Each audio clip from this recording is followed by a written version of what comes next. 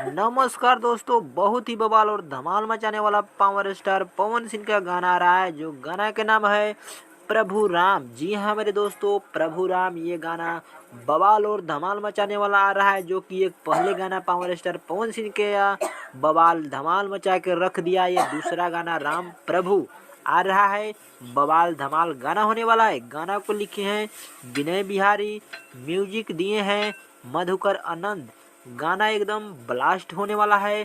सभी भोजपुरिया दर्शकों का काफ़ी ज़्यादा आनंद आने वाला ये राम प्रभु का भजन गाना होने वाला है। ये गाना बहुत जल्द आ रहा है। जी हाँ मेरे दोस्तों, ये गाना बहुत जल्द आ रहा है। गाना इतना बवाल और कमाल का है कि देखिएगा तो एकदम देखते ही रह जाइएगा। तो समझ लो ये गाना बहुत जल्द आ रहा है। 22 जनवरी का राम प्रभु का जो कि उद्घाटन है।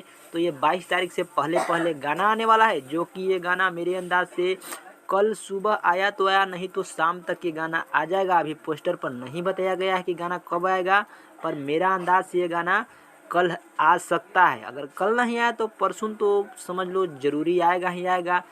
माँ अम्बा फिल्म भक्ति के यूट्यूब चैनल से ये गाना आ रहा है।